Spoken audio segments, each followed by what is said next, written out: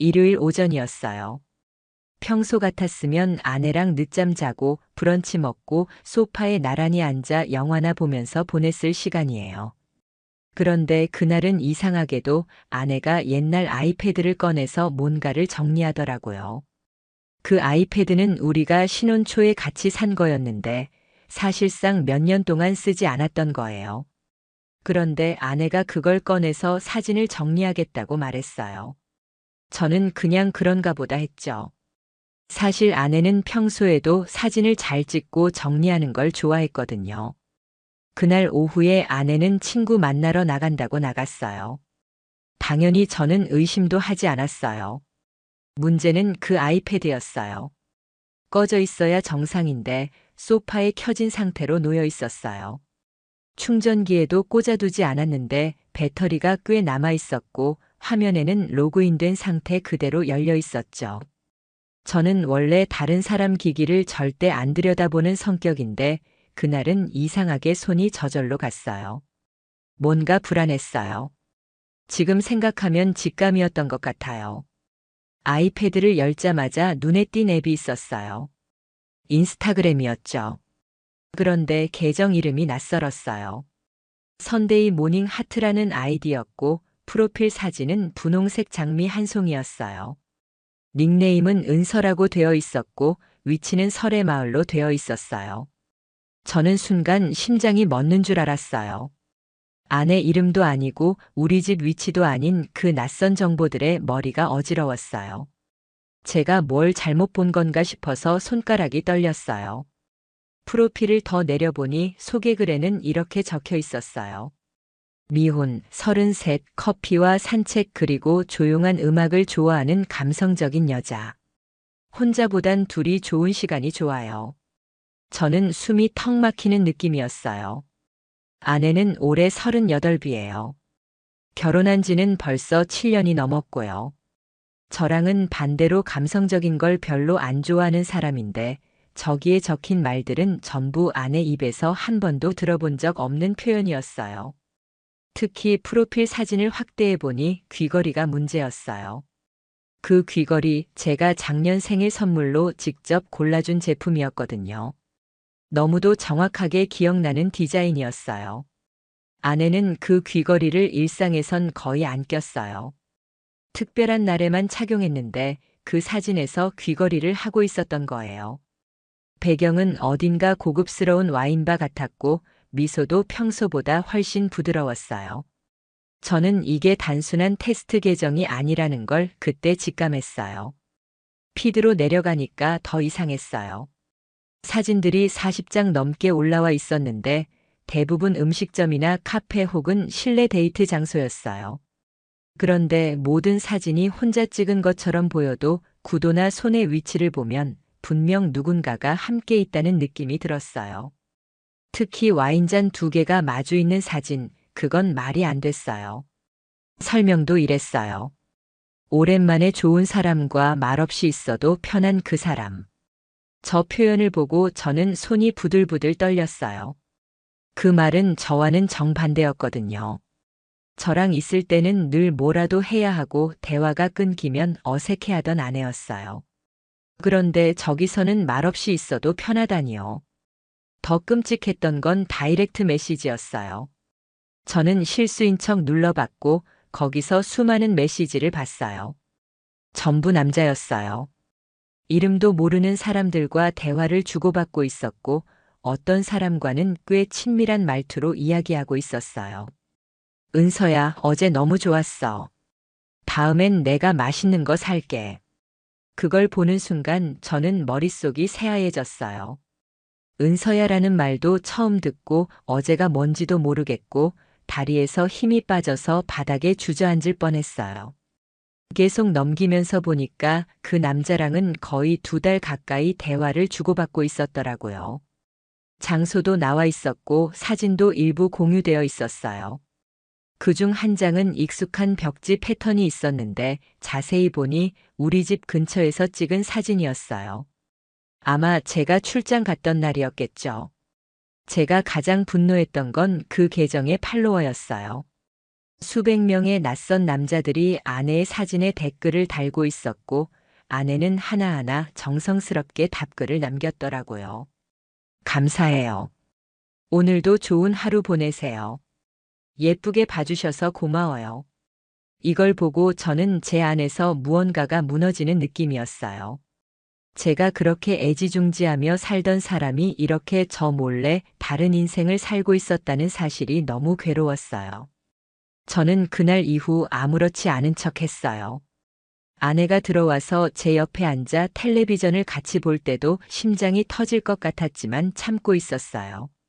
아내는 아무것도 모른 채 오늘은 좀 피곤하네라며 눈을 비볐고 저는 옆에서 물컵을 손에 쥐고 있던 걸 그대로 내려놨어요. 그 물이 흘러내리는 줄도 몰랐어요. 눈앞에 아내가 그렇게 낯설게 느껴질 수가 없었어요. 그냥 가면을 쓰고 있는 사람 같았어요. 제 아내가 아니라 누군가의 연기를 보고 있는 느낌이었어요. 그 계정 속 은서라는 여자와 지금 제 앞에 있는 사람은 도저히 같은 사람일 수 없었어요. 아니, 같다는 게 더 끔찍했어요. 저는 조용히 뒤를 조사할 준비를 시작했어요. 이건 제 존재 자체를 부정한 배신이었어요. 저랑 살면서도 다른 사람으로 살아간 거예요. 두 개의 인생, 두 개의 얼굴, 그걸 아무렇지 않게 유지한 아내가 무서웠어요. 그리고 저는 알아야 했어요. 그 은서라는 인생의 끝이 어디까지였는지를요. 저는 그날 밤 단 한숨도 자지 못했어요. 아내는 침대에 누워 금방 잠들었고 저는 거실에서 멍하니 천장을 바라보고 있었어요. 머릿속은 온통 은서라는 이름 세 글자로 가득했어요. 제가 7회를 함께 살아온 아내가 다른 이름으로 살아가고 있었다는 사실이 너무 충격이었어요. 더 이상 그 사람을 아내라고 부를 수 있을지도 모르겠다는 생각이 들 정도였어요. 이건 그냥 장난일 거야라는 생각을 하려 해도 사진과 메시지가 제 눈앞에서 계속 돌아다녔어요. 그 웃음, 그 미소, 그리고 그 낯선 말투들. 다음 날 저는 오전 반차를 냈고 아내에게는 말하지 않았어요. 계획이 필요했거든요. 무턱대고 따지거나 감정적으로 굴었다간 아내가 모든 걸 지워버릴 수도 있었어요. 저는 그 계정의 모든 화면을 스크린샷으로 저장했어요. 메시지, 사진, 댓글, 날짜, 프로필 정보까지요. 그리고 또 하나의 단서는 아이패드였어요. 설정에서 자동 로그인된 이메일 주소가 있었고 그걸 복구하면 더 많은 정보를 찾을 수 있겠다고 판단했어요. 아이디는 써나트212골뱅이로 시작되었고 뒷자리는 구글이었어요. 저는 조심스럽게 비밀번호 찾기를 눌러봤어요. 등록된 백업 메일이 나왔고 그게 다름 아닌 우리가 신혼여행 가기 전 만들었던 메일 계정이더라고요. 그 메일은 제가 만들어줬던 거였어요. 비밀번호는 우리 결혼 기념일이었고 저는 그 순간 온몸이 소름 돋았어요. 아내는 이중 생활을 하면서도 비밀번호는 저와의 추억으로 걸어두었더라고요. 그게 무슨 심리인지 도무지 이해가 되지 않았어요. 저를 완전히 배제하진 않았다는 의미일까요? 아니면 저를 우롱하는 짓이었을까요? 복구가 완료되자마자 저는 그 이메일 안에서 수백 통의 알림 메일을 받았어요. 인스타그램 DM 알림, 누가 좋아요를 눌렀다, 누가 댓글을 달았다, 그 중에는 예약 알림도 있었어요. 은서님 9월 2일 토요일 오후 6시 도산공원역 인근 라운지 예약 완료되었습니다. 저는 또 한 번 멘붕에 빠졌어요. 예약, 은서, 그리고 날짜 다 너무나 현실적이었어요. 저는 그날을 기다리기로 결심했어요. 제 손으로 확인해야만 했거든요. 9월 2일 그날은 토요일이었고 아내는 아침부터 평소보다 화장을 더 진하게 하고 옷을 골랐어요. 제가 물었어요. 오늘은 뭐 하는 날이야? 아내는 웃으면서 말했어요. 친한 친구가 결혼해서 잠깐 파티 있어. 저는 그 순간 웃음이 나올 뻔했어요. 파티요. 도산공원 근처에서 파티요. 그리고 제 머릿속에선 이미 아내가 와인잔을 들고 누군가를 바라보며 미소 짓는 장면이 계속 재생되고 있었어요. 아내가 나가고 30분 후 저는 검정색 모자에 마스크까지 착용하고 슬그머니 집을 나섰어요. 예약된 라운지 위치는 더 로지 바이 벨라라는 루프탑 바였어요. 검색해보니 예약제로 운영되는 고급 라운지더라고요. 저는 멀찍이서 자리를 잡았고 아내는 정확히 오후 5시 58분에 그곳에 도착했어요. 그때 저는 다리가 후들거렸어요. 정말 오는구나. 정말 그 계정이 장난이 아니었구나. 저는 그 자리에서 아내가 들어가는 걸 지켜봤고 10분 뒤 아내와 비슷한 또래로 보이는 남성이 도착했어요. 키가 크고 정장 차림의 손엔 작은 선물 포장된 박스를 들고 있었어요. 두 사람은 마치 연인처럼 서로를 보고 반가워하며 인사했고 웃으며 안으로 들어갔어요. 그걸 보고 있는 제 마음은 화가 나는 걸 넘어서 뼈까지 떨리는 기분이었어요. 저 사람은 제가 아내에게 해주지 못한 걸 해준 걸까요? 아니면 아내가 원하는 게 이런 거였던 걸까요? 둘이 앉아서 웃으며 건배하고 손을 맞잡는 모습이 멀리서도 보였어요. 저는 도저히 더는 못 보겠더라고요. 그런데 그냥 돌아설 수도 없었어요. 그래서 저는 직원인 척하고 매장 뒤편에 붙어 있던 야외 부스에 몰래 들어가서 창틈 사이로 계속 그 장면을 바라봤어요. 1시간쯤 지나서 아내가 남자의 손을 잡고 자리에서 일어나는 걸 봤어요. 저는 본능적으로 핸드폰을 꺼내서 사진을 찍었어요. 손을 잡고 웃는 그 모습, 아내는 지금 이 시간에도 분명 제게는 파티 끝나고 금방 들어갈게 같은 메시지를 보냈겠죠. 저는 온몸에서 열이 확 치솟는 걸 느꼈어요. 눈물이 났어요. 그런데 이상하게도 그 눈물은 슬픔보다 분노에 가까웠어요. 제가 누군데 아내를 위해 몇 년을 바쳐온 사람인데 제 모든 시간과 에너지를 쏟아부은 대상이 저렇게 태연하게 이중인격으로 살아가고 있다는 게 너무 억울했어요. 그날 밤 아내는 늦게 들어왔어요. 술을 마셨는지 볼이 빨갰고 웃으면서 말했어요. 오랜만에 수다 떨고 오니까 기분 좋네. 저는 억지로 웃으며 물컵을 건넸어요. 그래, 재밌게 놀다 왔다니 다행이다. 그러고는 잠이 드는 척하며 가만히 누워 있었어요. 아내는 옆에서 샤워를 하고 나와서 핸드폰을 확인하더니 키득거리며 무언가를 쓰고 있었어요. 저는 눈을 감은 채 귀를 기울였고 그 작은 타자 소리가 제 가슴을 콕콕 찌르더라고요. 그날 이후 저는 결심했어요. 더 이상 방관하지 않겠다고. 이건 단순한 외도가 아니었어요. 제 정체성까지 흔드는 일이었어요. 저는 복수할 거예요.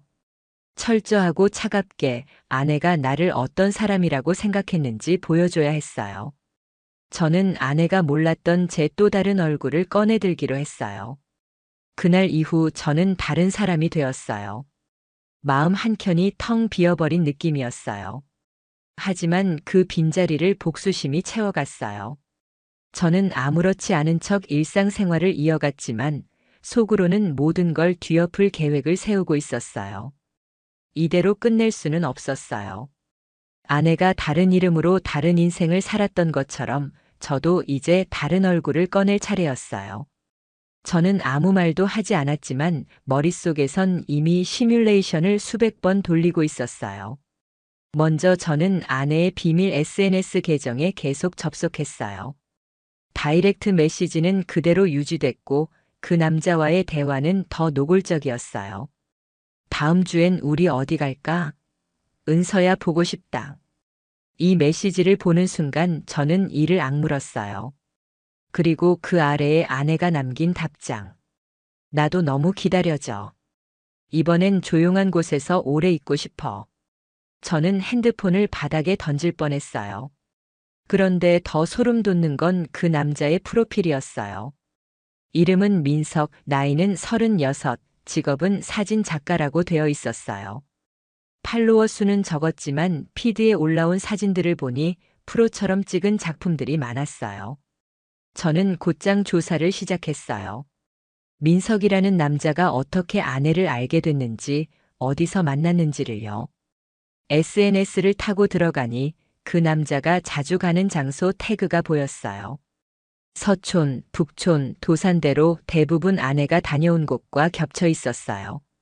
저는 사진 속 배경을 하나하나 확대해 보며 시간을 확인했고 결국 하나의 실마리를 찾았어요. 사진 속 한 카페의 의자 모양과 인테리어가 아내의 피드 속 사진과 완전히 일치했던 거예요. 저는 그 카페를 찾아갔고 실제로 그 의자에 앉아서 찍은 사진 구도를 맞춰봤더니 정확히 겹쳤어요. 저는 그날부터 민석이라는 남자를 추적하기 시작했어요. SNS로 파악한 활동 패턴, 자주 방문하는 장소, 댓글로 언급된 사람들의 정보까지 모조리 정리했어요. 그중 한 명이 결정적이었어요. 민석의 친구로 보이는 남자였는데 둘이 태그된 게시물이 많았어요. 저는 그 친구의 프로필에 접속해서 팔로워 목록을 훑어보다가 아내의 비밀 계정이 좋아요를 누른 게시물을 확인했어요.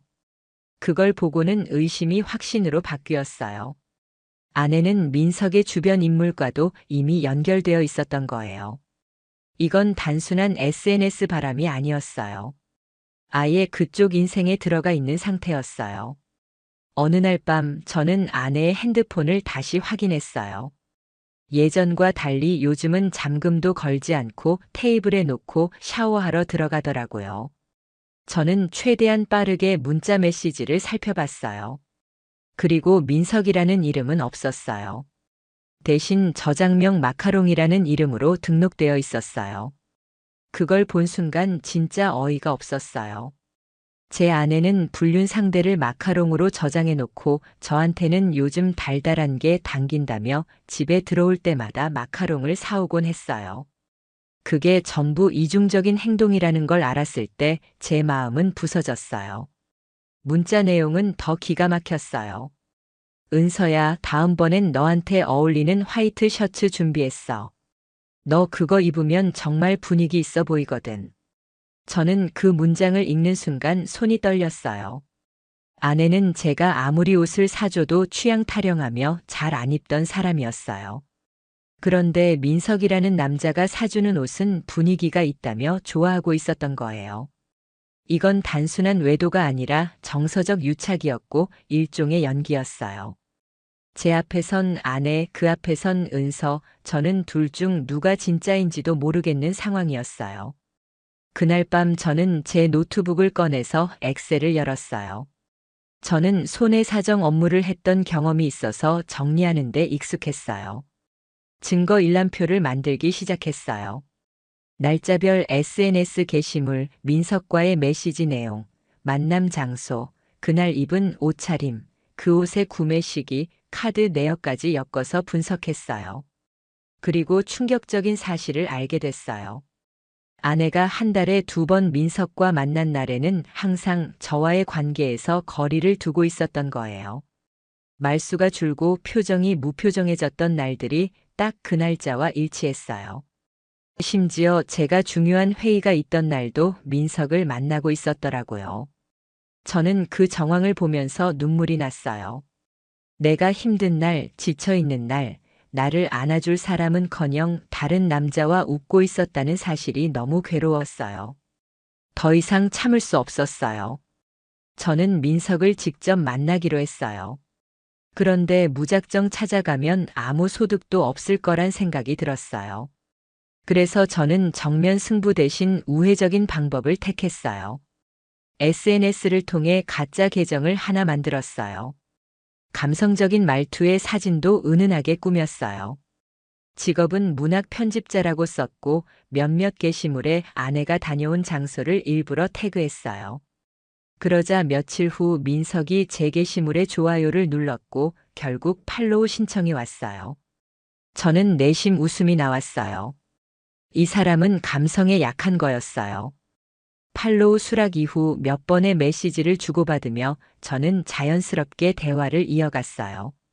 좋아하는 장소, 음악, 영화, 그리고 나중엔 글을 쓰는 감정에 대한 이야기를 나눴어요. 민석은 제가 설정한 그 감성적인 인물에 흠뻑 빠져 있었어요. 제가 이 계정 말고도 개인적으로 쓰는 계정이 있어요. 혹시 진짜 저를 알고 싶다면 하고 유도했더니 그는 흔쾌히 다른 계정도 알려주겠다고 하더라고요. 그 계정은 충격 그 자체였어요. 거긴 진짜 그 남자의 일상과 아내와의 추억이 모조리 담겨 있었어요. 그 계정에는 아내의 사진이 있었고 뒷모습만 보이긴 했지만 제 눈엔 한눈에 아내인 걸 알 수 있었어요. 목에 있는 점, 가방 브랜드, 심지어 구두 바닥색까지요. 그리고 무엇보다 그 계정 속 설명란에 적힌 말이 저를 무너뜨렸어요. 누군가를 진심으로 좋아한다는 건 그의 모든 걸 받아들이는 일이다. 은서 고맙고 사랑해. 그 계정을 본 순간 저는 세상이 무너지는 소리를 들은 것 같았어요. 아내가 누군가에게 고맙고 사랑해라는 말을 들을 정도로 깊게 얽혀 있었다는 사실에 눈이 뒤집히는 줄 알았어요. 저는 바보였어요. 그동안 저 혼자만 진심이었고 저 혼자만 결혼이라는 울타리 안에 있었던 거예요. 아내는 이미 그 울타리를 허물어 놓고 다른 세상에서 다른 남자랑 사랑 노름을 하고 있었던 거죠. 하지만 저는 참았어요. 여기서 무너지면 안 된다고 다짐했어요. 저는 아내를 다시는 제 인생에 발 못 붙이게 할 만큼 철저히 준비하고 있었으니까요. 그래서 변호사를 찾아갔어요. 평소 알던 지인이 소개해준 이혼 전문 변호사였고, 저는 그 자리에서 지금까지 모아온 증거 자료를 모두 보여줬어요. 캡처한 SNS 내용부터 메시지 기록, 민석과 주고받은 대화 내용, 사진 속 얼굴이 보이지는 않지만 아내임이 확실한 물증까지 일일이 정리해서 파일로 전달했어요. 변호사는 한 장 한 장 넘기다가 말했어요. 이 정도면 유책 배우자 입증은 확실합니다. 손해배상 청구도 충분히 가능해요. 그 말을 듣는 순간 저는 가슴이 조금은 시원해졌어요. 하지만 거기서 멈추고 싶지 않았어요. 단순한 이혼으로 끝내기엔 제가 당한 배신이 너무 크고 깊었어요. 저는 민석에게도 반드시 대가를 치르게 하고 싶었어요. 제가 그런 인간에게 아내를 빼앗긴 것도 아니고 스스로 바람나서 그쪽으로 기어간 거긴 해도 최소한 그 인간이 제 존재를 알면서도 교류를 계속했다면 법적으로도 도덕적으로도 책임을 피할 수 없다고 생각했어요. 그래서 저는 변호사에게 말했어요. 저 사람한테도 상간자 소송 걸 수 있나요? 변호사는 고개를 끄덕였어요. 물론이죠. 명백한 증거가 있으니까요. 위자료는 3천에서 5천 수준으로 잡을 수 있습니다. 저는 단호하게 말했어요. 최고액으로 가주세요. 가능한 모든 수단을 동원해서요. 그날 이후 저는 아내와 더는 부부로서의 대화를 하지 않았어요. 겉으론 평소처럼 행동했지만 그건 전부 연기였어요. 저는 눈앞에 있는 사람을 사람으로 보지 않기 시작했어요. 그저 가면을 쓴 생명체였어요. 가끔 눈을 마주칠 때마다 소름이 돋을 정도였어요. 웃을 때 입꼬리 근육이 어색하게 움직이는 걸 보면서 저는 저 사람이 얼마나 오래 나를 속여왔는지를 실감했어요. 그러던 중 아내의 SNS에 새로운 게시물이 올라왔어요. 민석과 나란히 앉아 커피를 마시는 뒷모습이었어요. 설명은 이랬어요. 내가 진짜 나다워지는 시간. 저는 핸드폰을 바닥에 집어 던질 뻔했어요. 진짜 나다워지는 시간이라니요. 그러면 지금까지 저랑 살았던 시간은 거짓이라는 뜻이잖아요. 저랑 보낸 모든 순간이 가짜였고 민석이랑 있을 때만 진짜였다는 거잖아요. 그 말 한 줄이 그렇게 비수를 꽂을 줄은 몰랐어요. 이제 때가 됐다고 판단했어요. 월요일 오전 저는 회사에 연차를 내고 이혼 소장을 정식으로 제출했어요. 변호사는 빠르게 움직였고 그날 오후엔 민석에게 보내는 내용 증명도 작성해서 발송했어요. 모든 절차는 속전속결로 진행됐고 저는 아내에게 통보만 남겨두고 있었어요. 금요일 저녁 저는 조용히 퇴근해서 거실 테이블에 2개의 봉투를 올려놨어요. 하나는 이혼 소송 서류, 하나는 상간자 소송 내용 증명 복사본, 그리고 조용히 소파에 앉아 TV를 켜놨어요. 아내는 평소처럼 들어왔어요. 방긋 웃으며 말했어요. 오늘 저녁 뭐 먹을까? 나 배고파. 저는 TV에서 눈을 떼지 않고 말했어요. 먹기 전에 이거부터 봐. 아내는 무슨 말인가 싶었는지 테이블 위에 봉투를 들여다봤고 그 안에서 서류를 꺼내는 순간 표정이 일그러졌어요. 처음엔 어리둥절한 얼굴이더니 곧 입술이 파르르 떨리기 시작했어요. 이게 뭐야? 저는 조용히 말했어요. 그동안 잘 지냈지. 은서 씨. 아내는 그 말을 듣는 순간 얼굴이 창백해졌어요. 숨을 들이키며 물었어요. 당신 어떻게? 저는 한치의 감정도 없이 말했어요. 너랑 그 남자랑 나눈 메시지, SNS, 사진, 만난 장소 다 확인했어. 내가 어떤 사람인지 이제야 제대로 알겠더라고. 아내는 아무 말도 못하고 고개를 숙였어요. 손에 들고 있던 서류가 바닥에 떨어졌고 그녀는 소파 앞에 무릎을 꿇었어요. 미안해. 정말 미안해. 그런 의도 아니었어. 그냥 저는 말을 끊었어요. 그냥 재미였다고 하겠지. 그냥 위로였다고 하겠지. 그런데 그거 알아. 너 그 사람한테 사랑해라고 했더라. 나는 7년 동안 그 말 듣지도 못했거든. 그 순간 아내는 울기 시작했어요. 엉엉 우는 소리가 거실을 울렸지만 저는 아무 감정도 없었어요. 그 소리가 차라리 소음처럼 들렸어요. 그날 밤 아내는 방 안에서 계속 울고 있었고 저는 새로 이사 갈 집의 인테리어 사진을 보고 있었어요. 이번엔 혼자 살게 될 곳이었어요. 이제 제 인생은 아내가 없는 인생으로 전환되고 있었어요. 그 다음 주 월요일 변호사로부터 전화가 왔어요. 상대방에게 소장이 정식으로 전달됐고 민석 쪽도 이미 내용 증명을 수령했다고 하더라고요. 아내는 평소보다 더 말수가 줄었고 눈도 잘 마주치지 않았어요. 하지만 저는 그런 아내의 태도에 일말의 동정도 느끼지 않았어요. 이제 와서 미안하다고 고개를 숙인다 한들 이미 망가질 대로 망가진 관계였고 회복이란 말 자체가 사치처럼 느껴졌어요. 그날 오후 저는 민석의 SNS를 다시 열어봤어요. 그의 계정은 비공개로 전환돼 있었고 프로필 사진도 사라져 있었어요. 대신 그의 친구 계정에는 새로운 글이 올라와 있었어요. 요즘 인간관계가 힘들다. 사람 보는 눈을 길러야겠다. 이 글을 보며 저는 웃음도 나지 않았어요. 민석은 그동안 은서를 만나며 자신의 감성적인 세계가 완성됐다고 믿었겠지만 사실 그 감성은 다른 사람의 가정을 파괴하면서 만들어진 위선이었죠. 며칠 뒤 아내는 저에게 조용히 말을 꺼냈어요. 혹시 이혼 말고 합의로 끝내면 안 될까? 저는 단호하게 고개를 저었어요. 그럴 생각 없어. 넌 이미 내 가정에 두 얼굴을 뒤집어 씌웠어. 그걸로 끝이야. 아내는 잠시 멍하니 있다가 고개를 떨구었고 그날 이후 더 이상 어떤 변명도 하지 않았어요. 법적 절차는 빠르게 진행됐어요. 변호사가 워낙 꼼꼼하게 자료를 준비해줬고 아내와 민석 모두 아무런 반박도 하지 못했어요. 민석은 결국 위자료 5천만 원을 납부하라는 판결을 받았고 아내와의 관계에 대해서도 공개적으로 책임을 져야 하는 상황이 됐어요. 아내는 당연히 유책 배우자로 판결됐고 재산 분할에서도 저는 압도적으로 유리한 위치에 있었어요. 우리 둘이 공동 명의로 등록했던 아파트는 법원 명령에 따라 저에게 귀속됐고 아내는 짐을 싸서 나가야 했어요. 나가는 날 아내는 현관문 앞에서 말없이 저를 바라봤어요.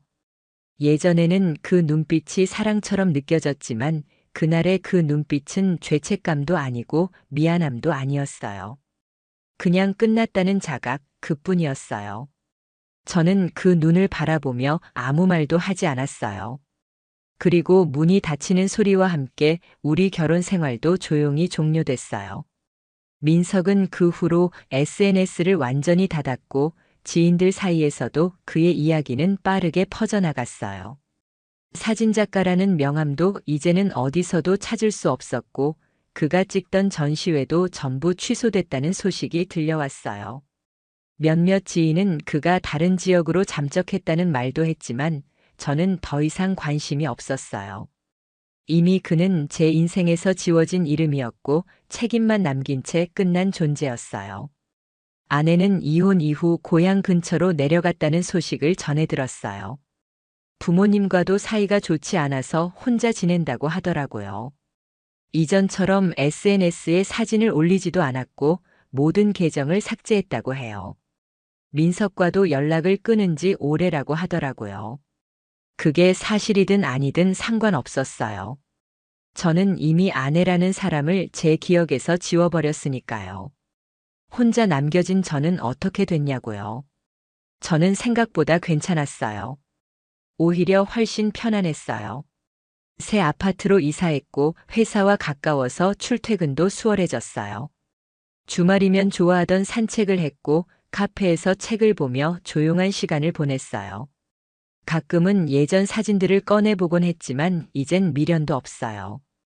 그 사진 속 웃는 얼굴도 결국 가면이었다는 걸 알게 된 이후부터는 더 이상 감정이 잃지 않았어요. 제가 복수를 하고 싶었던 건 단순히 보복하기 위해서가 아니었어요. 진실을 마주하지 않고 사는 게 더 지옥이라는 걸 아내에게 알려주고 싶었어요. 두 얼굴로 사는 게 얼마나 많은 사람을 무너뜨리는 일인지 그 대가를 똑똑히 느끼게 하고 싶었어요. 그리고 저는 해냈어요. 흔들리지 않고 무너지지 않고 철저하게 완벽하게.